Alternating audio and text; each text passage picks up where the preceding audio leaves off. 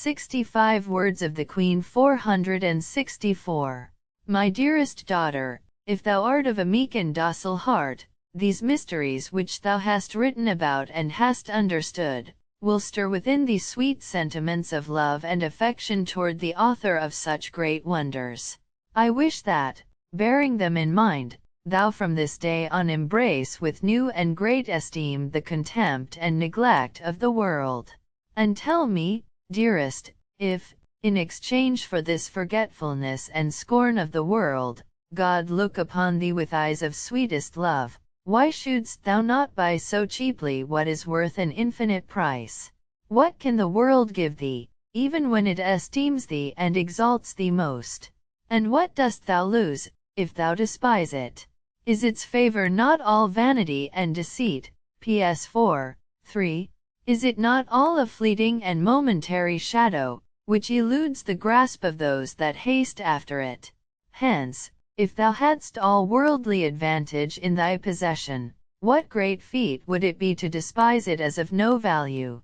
Consider how little thou dost in rejecting all of it for the love of God, for mine, and that of the holy angels. And if the world does not neglect thee as much as thou shouldst desire, do thou on thy own behalf despise it, in order to remain free and unhampered to enjoy to the full extent the highest good with the plenitude of his most delightful love and intercourse.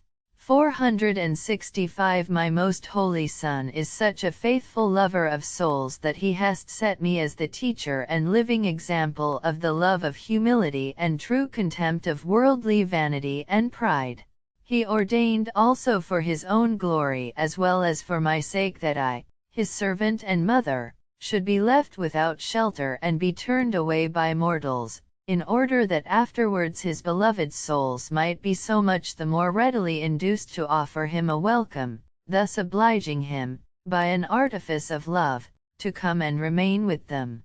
He also sought destitution and poverty, not because he had any need of them for bringing the practice of virtues to the highest perfection, but in order to teach mortals the shortest and surest way for reaching the heights of divine love and union with God. 466.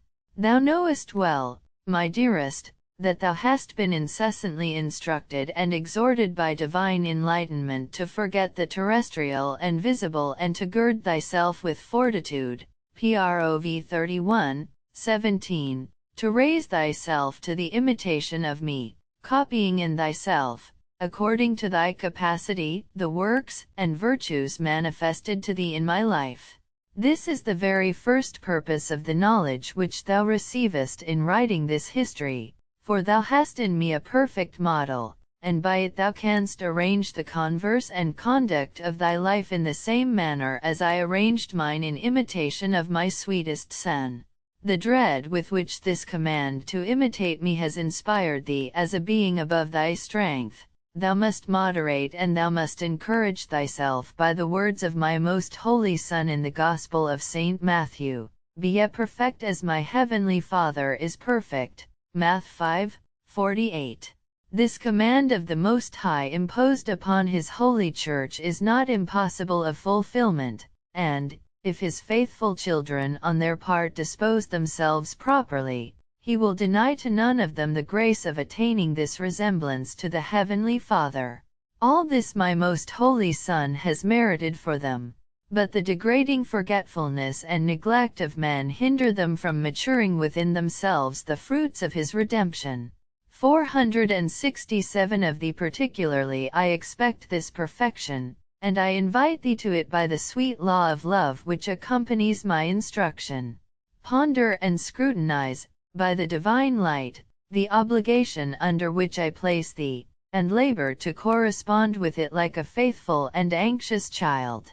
Let no difficulty or hardship disturb thee, nor deter thee from any virtuous exercise, no matter how hard it may be, nor be content with striving after the love of God and salvation of thyself alone. If thou wouldst be perfect in imitating me and fulfilling all that the Gospel teaches, thou must work for the salvation of other souls and the exaltation of the holy name of my Son, making thyself an instrument in his powerful hands for the accomplishment of mighty works to advance his pleasure and glory.